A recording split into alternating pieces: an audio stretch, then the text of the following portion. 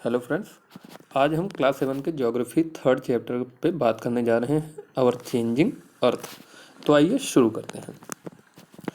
हम देखते हैं कि जो हमारी लिथोस्फीयर है यानी कि अर्थ की क्रस्ट है वो कई प्लेट्स में टूटी हुई है और इन ब्रोकन प्लेट्स को हम लिथोस्फेरिक प्लेट्स कहते हैं। ये जो आपको जान के आश्चर्य होगा कि ये जो प्लेट्स हैं ये हर साल कुछ मिलीमीटर मूव करती हैं। क्यों मूव करती हैं उस पर अभी बात करेंगे हम। ये जो मूवमेंट होता है इसी के कारण अर्थ के सरफेस पे चेंज आता है और हम चेंजिंग अर्थ यहाँ कह रहे हैं। ये इसी सेंस में कह रहे हैं कि इन प्लेट्स की मूवमेंट के कारण जो चेंजेस अर्थ क्रस्ट में आते हैं, अर्थ सरफेस में आते हैं, उसी के सेंस में। एक बात कि ये प्लेट्स मूव क्यों करती हैं, तो सेकंड चैप्टर में इंटीरियर ऑफ द अर्थ में आपने देखा था, यहाँ जो फिगर आप देख पा रहे होंगे कि मोल्टन मैग्मा जो क्रस्ट के नीचे शुरू होता है, जहाँ एस्थोनोस्फीयर होता है, वो मोल्टन मैग्मा साइक्लिक रोटेशन करता रहता है क्योंकि वो गर्म होता है, पिघला होता है, तो उसमें साइक्लिक रोटेशन होती है। इसे आपको अगर प्रैक्टिकल करके देखना है तो एक पॉट में पानी को गर्म करिए और वहाँ उसमें कागज़ की एक छोटी सी गोली बना के डाल दीजिए, तो वो इसी तरीके से रोटेट करते हुए आपको दिखेगी। ये मोल्टन मैग्मा फोर्स जनरेट करता है जो अर्थ क्रस्ट पे लगती है और उसकी वजह से अर्थ क्रस्ट में चेंजेस आती हैं और प्लेट्स मूव करती हैं। ये दोनों बातें होती हैं, तो इसका एक कारण ये है। अब जो मूवमेंट्स होती हैं अर्थ की, वो दो बेसिक जो फोर्सेस होते हैं उनके कारण होती हैं। एंडोजेनिक जो भीतर से लग रही हो, एक्सोजेनिक जो बाहर से फोर्स लग रही हो। यहाँ इंडो और जेनिक, यहाँ एक्सो और जेनिक। जेनिक का मतलब होता है ओरिजिन, एक्सो का मतलब होता है बाहर से, यहाँ इंडो का मतलब होता है अंदर से। ओरिजिन, जिसकी ओरिजिन अंदर से है, जिसकी ओरिजिन बाहर से है।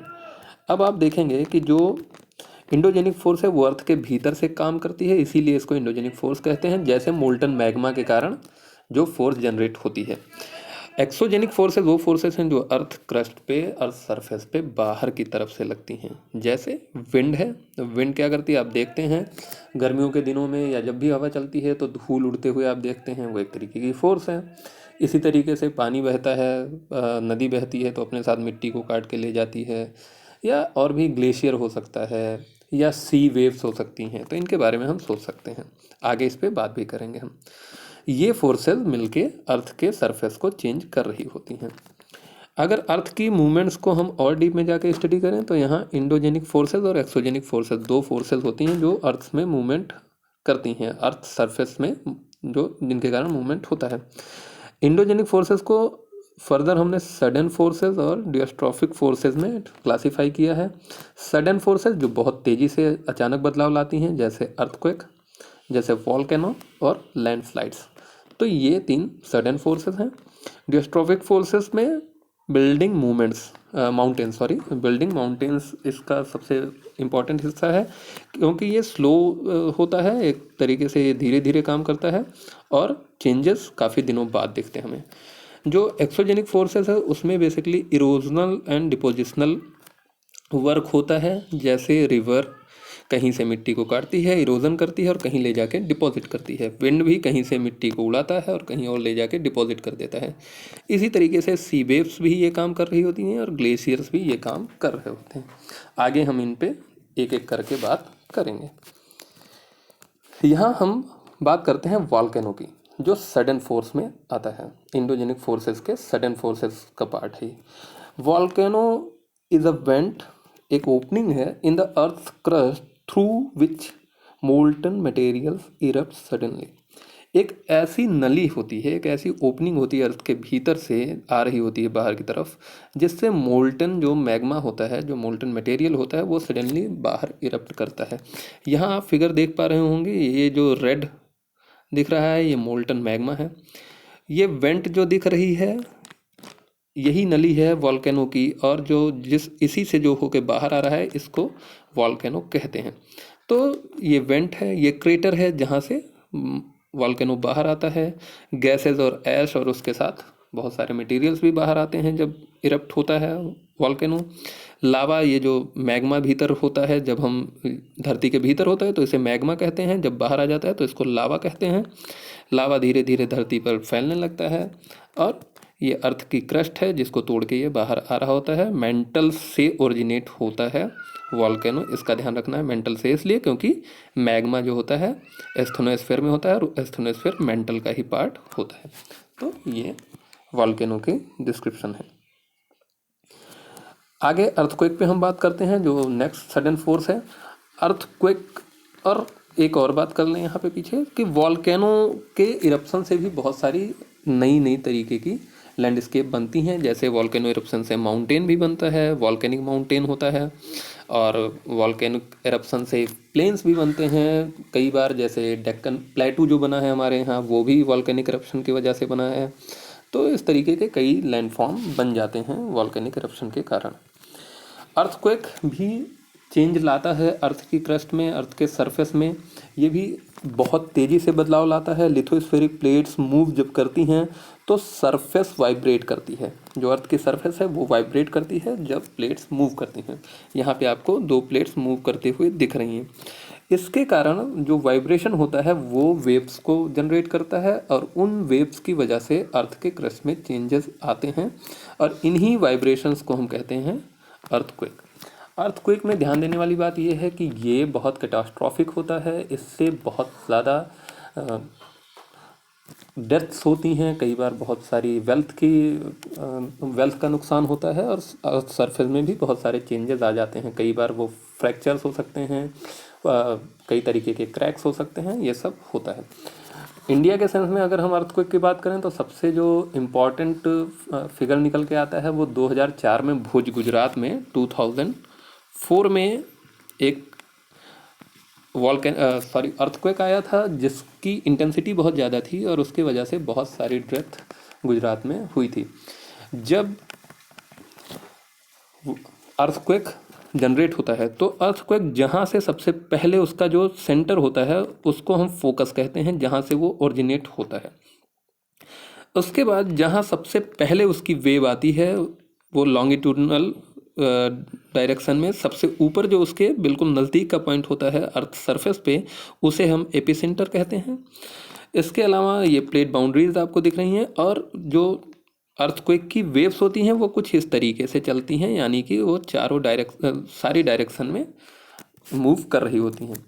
3 तरीके की वेव्स होती हैं जब अर्थक्वेक आता है। एक होती है पी वेव जिसको प्राइमरी वेव कहते हैं, दूसरी होती है एस वेव सेकेंडरी वेव, और तीसरी होती है एल वेव जिसको हम कहते हैं सरफेस वेव भी इसको हम कहते हैं। तो पी एस और एल वेव 3 तरीके की वेव इससे जनरेट होती हैं। जो एल वेव होती है इसकी स्पीड सबसे कम होती है, लेकिन सबसे खतरनाक यही वेव होती है क्योंकि ये बहुत धीरे चल रही होती है और सरफेस के आसपास ये ट्रेवल कर रही होती है, इसलिए सबसे ज़्यादा चेंजेस सरफेस में इसी वेव के कारण आते हैं। अर्थक्वेक को मेज़र करने का जो इंस्ट्रूमेंट है उसको हम सिस्मोग्राफ कहते हैं। सिस्मोग्राफ से हम अर्थक्वेक की इंटेंसिटी को मेज़र करते हैं। अगर 2.0 से नीचे अर्थक्वेक की इंटेंसिटी, रिक्टर स्केल पे इसको नापते हैं। रिक्टर स्केल एक तरीके का मेज़रमेंट स्केल है जो अर्थक्वेक को नापने के लिए इस्तेमाल होता है। तो अगर 2.0 से कम है रिक्टर स्केल पे इंटेंसिटी तो उसे हम डेंजर नहीं मानते उस अर्थक्वेक को। अगर मोर देन 5 है तो वो डैमेज करता है, चीज़ें गिरती हैं, टूटती हैं। मोर देन 6 अगर होता है तो ये हम मानते हैं कि हायर मैग्नीट्यूड का है और इसके वजह से बहुत स्ट्रॉन्ग वेव्स आती हैं और ज़्यादा नुकसान हो सकता है। और 7 से ज़्यादा अगर इंटेंसिटी होती है तो उसे मेजर अर्थक्वेक में क्लासीफाई करते हैं और उसे बहुत ही खतरनाक माना जाता है। अर्थक्वेक के सेंस में ये भी ध्यान देना है कि अर्थक्वेक में आपको प्रिपेयर होने के लिए ज़्यादा टाइम नहीं मिलता है, अपने आप को सेव करने के लिए ज़्यादा टाइम नहीं मिलता है। कुछ स्टेप्स हम ले सकते हैं जिससे अपने आप को सेव किया जा सकता है। जैसे सबसे पहले सेफ स्पॉट को ढूंढिए, क्योंकि ऐसे में बिल्डिंग गिरती है जब अर्थक्वेक आती है और चीज़ें गिरती हैं तो पहले हमें किसी कोने में घर के या किसी मजबूत चीज़ के नीचे छुपना चाहिए। इसके अलावा हमें ऐसी जगहों से, बड़ी बिल्डिंग है जहाँ आग हो सकता है, तो जहाँ विंडोज़ के शीशे उसे होते हैं, ऐसी जगहों से मिरर वाले जहाँ जगह होती हैं जहाँ मिरर्स होते हैं, पिक्चर फ्रेम होती है, इससे हमें दूर हो जाना चाहिए। और हमें अवेयर होना चाहिए इसके बारे में, हमें इसके बारे में जानकारी होनी चाहिए कि ऐसी जब डिज़ास्टर आती है तो हमें किस तरीके से एक्ट करना है, तो हम इसके जो कैटास्ट्रॉफिक इफ़ेक्ट है उसको कम कर सकते हैं। अब हम बात करते हैं मेजर लैंडफॉर्म्स की। मेजर लैंडफॉर्म्स जो बनते हैं अर्थ सरफेस पे, उसके जो कारण होते हैं वो बेसिकली वेदरिंग और इरोजन होता है। वेदरिंग जो है वो एक तरीके की रॉक्स का ब्रेकिंग अप है जो सरफेस पे होता है। अर्थ सरफेस पे जब रॉक्स टूटती हैं अपनी जगह पे, अपनी ही जगह पे वो टूट जाती हैं और टुकड़ों टुकड़ों में बिखर जाती हैं, तो उनको हम वेदरिंग कहते हैं। ठीक ऐसे ही इरोजन इससे थोड़ा अलग है। जब इरोजन का मतलब ये होता है कि wearing away of the landscape by different agents, यानी कि ये जो टूटे हुए हिस्से हैं उन्हें एक जगह से दूसरी जगह ट्रांसपोर्टेशन भी इरोजन में किया जाता है। यानी कि इरोजन में वेदरिंग हेल्प करता है और इरोजन में भी चट्टान टूटती है और साथ में एक जगह से दूसरी जगह ट्रैवल भी करती है। एजेंट वाटर हो सकता है, विंड हो सकता है, आइस हो सकता है या कोई और भी हो सकता है। तो इन दोनों चीज़ों को ध्यान में रखना है हमें। अगर रिवर के एज अ इरोजन एजेंट, अगर हम रिवर के काम को देखें तो रिवर वाटर लैंडस्केप्स को इरोड करती है और साथ ही साथ इरोडेड जो सेडिमेंट होते हैं उनको ट्रांसपोर्ट भी करती है और बनाती जो है, जो रिवर्स जिस तरीके के लैंडफॉर्म बनाते हैं अर्थ सरफेस के ऊपर, उसमें वाटरफॉल होता है। यहाँ आपको दिख रहा होगा एक नदी हार्ड रॉक पे बह रही है, ऊपर पानी दिख रहा है, और जैसे ही हार्ड रॉक के बाद सॉफ्ट रॉक आती है तो नदी उसको इरोड करना शुरू कर देती है और अचानक से उसको काट के नीचे की तरफ इस तरीके से जब पूरी नदी की चैनल नीचे गिरती है, पानी नीचे गिरता है, तो उसको हम वाटरफॉल कहते हैं। तो ये उसी जगह पे बनेगी जहाँ पर हार्ड रॉक के नीचे सॉफ्ट रॉक हो, यानी कि पैरेलल डिपोजिशन हो ऐसी रॉक्स का जहाँ पे। इसके अलावा फ्लड प्लेन्स बनते हैं, यानी कि जब नदियाँ बह रही होती हैं तो अपने आसपास, ये नदी की चैनल आपको दिख रही है, अपने आसपास नदी क्या करती है, डिपॉजिट करती है अपने दोनों रिवर बैंक पे सेडिमेंट को और प्लेन्स बनाती है। यहाँ पे ये रिवर प्लेन का पूरा इलाका आपको दिख रहा है। इसी के साथ में जो मियांडर्स हैं, ये रिवर जब मैदानों में आ जाती है तो उसमें जो लोड होता है सेडिमेंट का, उसके कारण रिवर इस तरीके से जिगजैग होके बहना शुरू कर देती है और ये कई बार रॉक्स के सॉफ्ट और हार्ड होने की वजह से भी हो सकता है। तो ये जो जिस तरीके से रिवर अपने चैनल्स को इस तरीके से बनाते हुए चलती है जिगजैग, उसे हम कहते हैं मियांडरिंग ऑफ द रिवर। तो इसी को मियांडर्स कहते हैं। कई बार ये मियांडर्स ऐसे होते हैं कि आपको ये हिस्सा दिख रहा है जहाँ पे मियांडर बहुत ज़्यादा कर्व लिए हुए है। अब अगर नदी इस तरीके से यहाँ से बहने लगे, इस मियांडर को छोड़ के वो सीधे यहाँ से चैनल यहाँ तक जुड़ जाए और नदी अब ऐसे बहने लगे अगर, तो ये जो छूटा हुआ हिस्सा है इसको हम ऑक्सबो लेक कहते हैं। यहाँ आप देख पा रहे हैं ऑक्सबो लेक को, ये ऑक्सबो लेक होता है। ठीक ऐसे ही नदी फ्लड प्लेन बनाती है, ऑक्सबो लेक बनाती है, मियांडर्स बनाती है और उसके अलावा नेचुरल लीव्स बनाती है। अपने दोनों तरफ वो लीव्स बना देती है, ऊंचे ऊंचे बांध बना देती है जो देखने में बांध जैसे लगते हैं और वो लेकिन वो नेचुरल बने हुए होते हैं। इधर आपको यहाँ पे दिख पा रहा होगा। नदी अपने लास्ट स्टेज में जब वो बिल्कुल सी में जाके या किसी बड़े लेक में जाके मिलने वाली होती है तो वहाँ पे डेल्टा बनाती है। डेल्टा क्या होता है? डेल्टा एक ग्रीक वर्ड है जिसको डेल्टा कहा जाता है। ग्रीक वर्ड में ये जो अक्षर है इसको हम डेल्टा कहते हैं। लाइक ट्रायंगल, जो ट्रायंगल की तरीके से होता है उसे डेल्टा कहते हैं हम। तो ये जो डेल्टा होता है इसके बनने का कारण ये होता है कि रिवर बिल्कुल जब अपने इन पॉइंट पे पहुंच जाती है, वाटर डिस्चार्ज करने को होती है जब सी में या किसी ओशियन में या किसी बड़े लेक में, तो वहाँ पे उसकी स्पीड कम हो जाती है और वो अपने सेडिमेंट्स को जो उसके चैनल में चल रहे हैं वो अपने ही चैनल के बीच बीच में डिपॉजिट करना शुरू कर देती है। यहाँ बीच बीच में आपको दिख रहा होगा और वो चैनल्स में बंट जाती है। कई सारे चैनल्स में मेन स्ट्रीम में आ रही है और वो कई चैनल्स में बंट गई। तो इस तरीके का जो शेप बनता है इसे हम डेल्टा कहते हैं। ये मेन रिवर होती है और जो अलग अलग चैनल्स दिख रही हैं इसको डिस्ट्रीब्यूटरी कहते हैं। इन चैनल्स को डिस्ट्रीब्यूटरी कहते हैं। अब अगर सी वेव पे हम बात करें कि सी वेव का काम कैसे होता है लैंड फॉर्म्स को बनाने में, तो इरोजन और डिपोजिशन दोनों काम सी वेव्स करती हैं। आपने अगर कभी बीच पे आप गए होंगे, समंदर के किनारे गए होंगे, तो देखेंगे आप कई बार उसमें लहरें आती रहती हैं। इन लहरों की वजह से जो ओशियन की किनारे की का जो हिस्सा है, यानी कि जो ओशियन की बाउंड्री है और कॉन्टिनेंट और ओशियन जहाँ मिलता है, वहाँ पे जो चट्टानें होती हैं, जो तट होता है, कोस्टलाइन होता है, वहाँ पे हिट करती हैं ये वेव्स। और उनके हिट करने की वजह से एक फोर्स लगता है रॉक्स पे, और रॉक्स टूटती हैं। तो उससे सी केव्स बनते हैं। ये आपको दिख पा रहा होगा सी केव। मान लीजिए ये चट्टान है कोई, और इसमें ये बार बार यहाँ हिट हो रहा है, तो धीरे धीरे धीरे धीरे पानी अंदर की तरफ, अगर यहाँ सॉफ्ट रॉक है या हार्ड रॉक भी है, तो अगर लगातार इस पर चोट करता रहता है तो एक केव जैसा बन जाता है, जिसे सी केव कहते हैं। सी आर्क यहाँ दिख रहा होगा आपको, सी आर्क। सी आर्क कब बनता है? ये सी केव बन रही है और धीरे धीरे धीरे धीरे इस सी केव को तोड़ के पानी उस पार तक निकल गया, तो जो एक अंदर से एक चैनल बन जाता है, उसको हम सी आर्क कहते हैं। ये जो दिख रहा है आपको। इसके अलावा स्टेक होता है। अब आप मान लीजिए कि एक सी आर्क यहाँ बना हुआ है, ये सी आर्क ऊपर जाते जाते और थोड़ा चौड़ा हो गया, और उसके बाद ये इसकी छत गिर गई, तो ये जो खड़ा हुआ हिस्सा बनेगा, इसे हम स्टेक कहेंगे। जो यहाँ आप देख पा रहे होंगे, ये इसी तरीके से बना होगा। पहले ये इसके साथ मिला रहा होगा, लेकिन बाद में इसकी छत टूट के गिर गई और ये अलग हो गया, तो ये स्टेक है।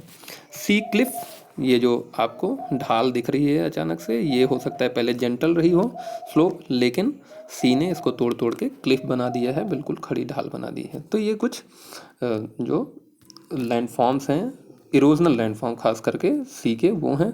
डिपोजिशनल लैंडफॉर्म में आप देख सकते हैं कि जैसे बीचेस जो हैं वो भी सी वेव से ही बने होते हैं। तो ये कुछ और लैंडफॉर्म्स आप सोच सकते हैं, देख सकते हैं।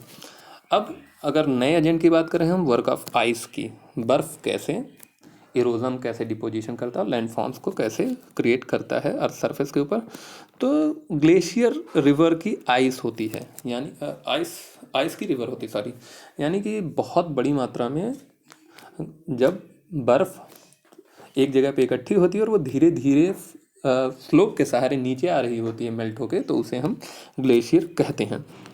इसमें ध्यान देने वाली बात यह है कि ग्लेशियर की जो मूवमेंट होती है उसमें ग्रेविटेशनल फोर्स का बड़ा हाथ होता है, और साथ में उसके मोल्ट होने की वजह से भी वो नीचे की तरफ जाती है। और जाहिर सी बात है कि बर्फ़ वहीं होगी जहाँ हाइट ज़्यादा होगी, पहाड़ों में होती है, तो पहाड़ों से घाटियों की तरफ धीरे धीरे ग्लेशियर पिघल के नीचे की तरफ आता है। ये इरोड करता है, कैसे इरोड करता है? By bulldozing soil and stones to expose the solid rock below. वो अपने साथ जो कंकड़ पत्थर बड़े बोल्डर्स लेके चलता है, उनके लोड से एक्सपोज कर देता है सॉलिड रॉक्स को, और उनका इरोजन करता है। और जो लैंडफॉर्म्स बनते हैं इसमें, वो मोरेन्स होते हैं, कैटल लेक्स, ड्रमलिन, एस्कर, और भी बहुत सारे आप सोच सकते हैं। ग्लेशियर मोरेन्स होते हैं जब ग्लेशियर चल रहा होता है, तो उसके साथ आप ये देख रहे होंगे, ये ग्लेशियर इस तरह से चला है, और उसके साथ जो ये ऊंची एक आपको लैंडस्केप दिख रही है, एक लीफ जैसी, ये मोरेन्स के ही कारण बनी है। इसके अलावा अगर आप देखेंगे कैटल लेक, तो इसी में कभी कभी कोई छोटी सी लेक बन जाती है किसी कारण से, इरोजन की वजह से ही, और उसमें पानी भर जाता है जब ग्लेशियर पिघल जाता है, तो इसको कैटल लेक कहते हैं। इसके अलावा एस्कर आप देख पा रहे होंगे, इसमें ये एस्कर है जो एक तरीके से लीफ के जैसा पतला ऊंचा लंबा क्षेत्र होता है। और इसके साथ आप ड्रमलिन देख रहे होंगे, ये ड्रमलिन उल्टी जो नौका होती है उसके जैसा होता है। जब हार्ड रॉक के ऊपर से चढ़ के ग्लेशियर निकलता है, तो उसे इरोड करके चिकना कर देता है, और वो एक तरीके से उल्टी नौका जैसा बन जाता है, तो उसको ड्रमलिन कहते हैं।